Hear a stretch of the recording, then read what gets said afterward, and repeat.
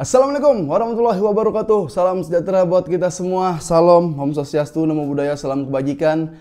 Balik lagi di channel YouTube Afif Safi, pakar bola mengomentari sepak bola dengan kebahagiaan. Sebahagia Barcelona berada di posisi puncak klasmen dan sebahagia ada beberapa pemain Barcelona yang telah pulih dari cedera dan kembali siap merumput, dan sebahagia kita saling bersilaturahmi ya. Jadi terima kasih teman-teman di absen-absen dulu ya, dari mana? Dari seluruh Indonesia, Sabang sampai Merauke, dari luar Indonesia yang lagi kerja di luar negeri.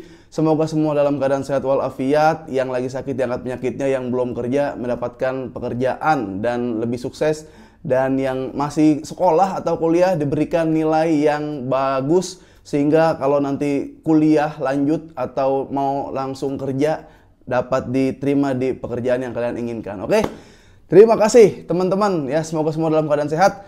Dan hari ini gue akan membahas seputar info terupdate tentang Barcelona ya, tentang La Liga. Ada beberapa pemain yang cedera dan ada beberapa pemain yang harus dipanggil oleh timnas untuk gabung ke timnas dari jeda internasional ini. Dan Barcelona, akankah dia menjadi lebih kaya dengan memiliki banyak opsi ketika pemain sudah sembuh? Atau jangan-jangan justru Barcelona malah bingung dengan skuad yang sudah lengkap, dan kira-kira siapa aja yang akan menjadi the real winning team dengan hadirnya kembali Frenkie de Jong, dengan hadirnya kembali Fermin Lopez, Gavi, dan Ansu Fati ya. Mengingat permainan Barcelona sejauh ini di La Liga sangat meyakinkan dan tidak lagi diragukan kualitasnya. Gimana? Kira-kira siapa winning team, the real winning team yang akan masuk skuad utama Barcelona? Nanti kita akan bahas. Nah, sebelumnya gue mau ngucapin ya, semoga cepat sembuh kepada beberapa rentetan pemain yang cedera ya. Dari Barcelona ada Ferran Torres, lalu Araujo, Christensen. Kita tunggu comebacknya, kita tunggu regulasinya seperti apa nanti di tengah-tengah baru musim. Buat Dani Carvajal yang di Real Madrid ACL dan udah divonis dia tidak bisa bermain selama 1 tahun. Wah, ini berarti kemungkinan besar dia bakal melewatkan laga-laga penting ya. El Clasico lewat pasti, Liga Champions lewat, bahkan final Liga Champions. Kalau emang satu musim itu pengaruh sih menurut gue buat Madrid ya. Di kanan sementara di kanan Madrid itu mungkin baru ada Lucas Vazquez, yang ini pemain gue bilang sih biasa aja karena di Madrid aja dia jadi kayak kelihatan bisa main bola, padahal biasa aja, makanya di timnas nggak kepake. Lu masih ada Azpilicueta yang dipakai, ada Carvajal yang dipakai, bahkan Mingueza yang dibawa sekarang. Jadi ini pemain biasa aja menurut gue. Jadi ini bisa jadi titik lemah buat Real Madrid ya. Gimana cara Ancelotti nanti ngakalin? Karena kemarin Ancelotti udah mulai ngelihat gue kayak Tchouaméni jadi CB, jadi central back dia bareng Rudiger, bareng Militao. Jadi kita lihat improve-nya kan seperti apa. Nah, kita kembali ke update Barcelona. Barcelona dengan, nih gue mau nanya sama lo nih ya, dengan sembuhnya pemain-pemain yang udah sembuh dari cedera, itu kan memang bikin skuad Barcelona jadi lebih banyak. Berarti ada skuad A, skuad B. Dan Barcelona sekarang itu mainnya udah bagus banget, atraktif banget, improvementnya bagus-bagus banget. Dan kelihatan lah transisinya gimana dia pressing, gimana dia defense, itu udah kelihatan.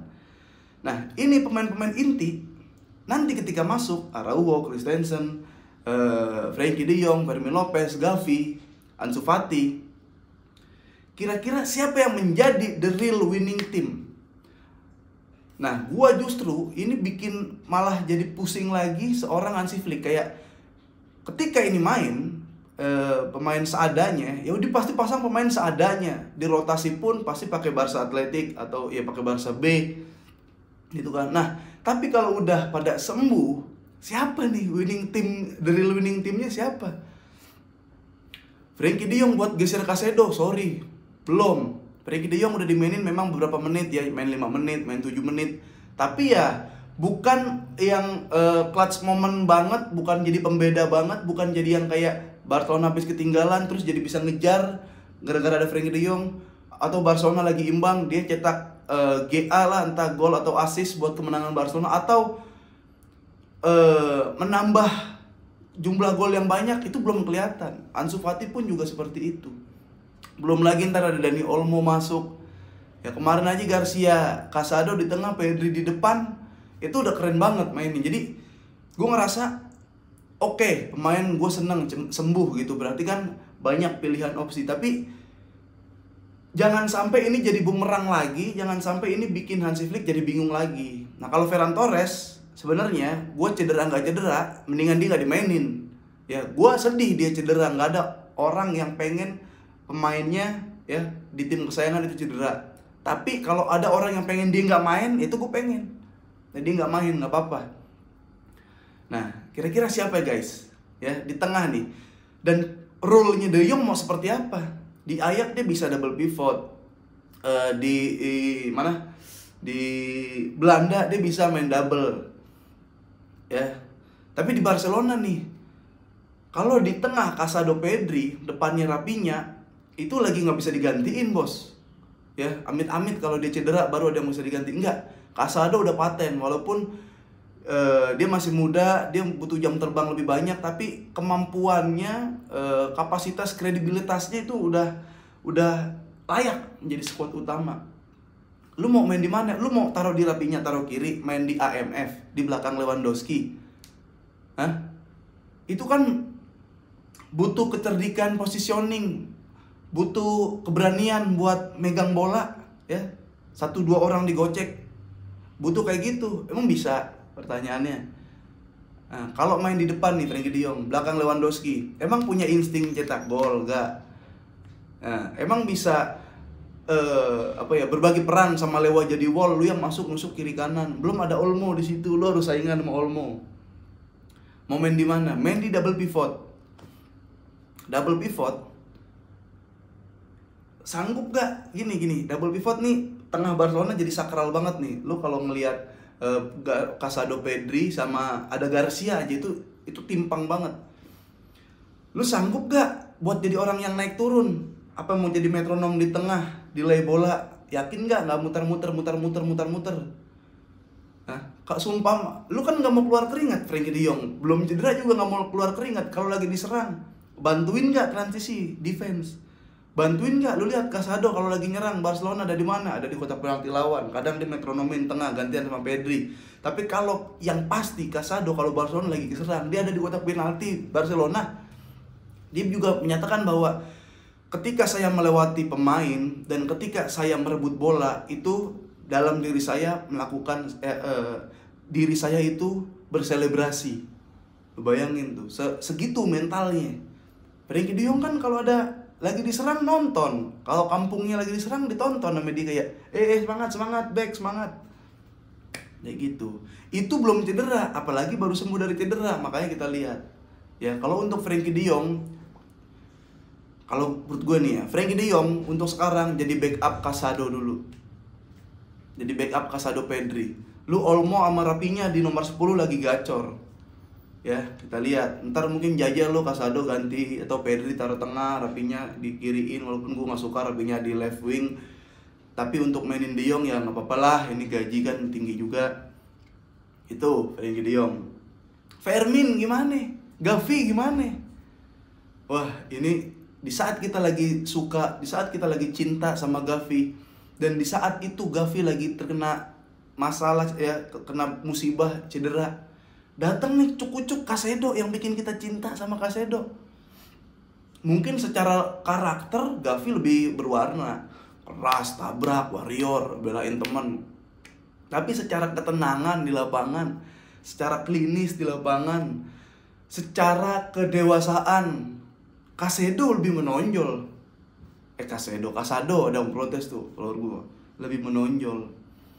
Fermin gimana? Fermin memang main double pivot waktu di La Fuente di Olimpiade.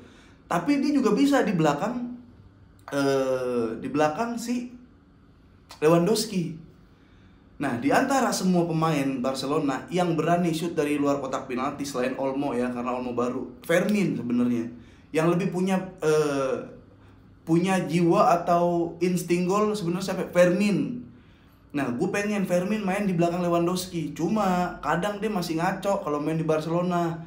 main di Spanyol kemarin keren gitu, karena kualitas Spanyol mirip-mirip sama dia. Nah, lu kan sekarang di klub, lu ketemu Lewandowski, ketemu orang-orang terbaik yang dipilih dari klub. Nah, Fermin harusnya ada di situ. Dia pernah waktu era Xavi, gue inget, main sebagai wing kiri. Cuma ya udahlah, kayak orang gelandang ditaruh wing kiri aja. Tapi untuk jadi backup Olmo, kalau dia jadi nomor 10 si Olmo, atau backup Rapinya, Fermin gua ya. Jadi ini susah nih, malah justru Flick ya, ini giliran gue lagi enak gitu, ya alhamdulillah lu sembuh, cuma gue jadi pusing opsinya gitu. Belum De Jong main bola sambil mikirin, aduh gaji gue ditagih lagi, gimana nih gue nih, gaji gue ditagih, kontribusi gue ditagih gitu, seimbang gak sama gaji gue gitu. Nah, Szczęsny gimana Szczęsny? Nah, untuk sementara nggak apa-apa kalau menurut gue, di momen penting si Iñaki Peña dulu. Tapi gue yakin di antara nih ya, gue yakin, pegang omongan gue, di antara nanti lawan Sevilla, Bayern dan Madrid, Szczęsny itu udah menjadi line up utama di salah satu match. Ya sekarang nggak apa-apa Iñaki Peña, bukan karena kayak udah Iñaki Peña kan lama udah siap nungguin Ter Stegen lama gitu, kasih nggak apa-apa. Secara alur, secara momen memang harusnya Iñaki Peña dulu ya. Dia belum, kemarin sih emang kebobolan banyak lawan Osasuna, tapi uji dulu ya. Nanti kan lawan Sevilla kan, langsung lawan Sevilla. Tapi Szczęsny harusnya memang lagi jadi backupnya si Iñaki Peña dulu. Maksud gue backup kiper kan, kalau emang lu jago cepet ngegesernya gitu, jadi nggak masalah. Nah,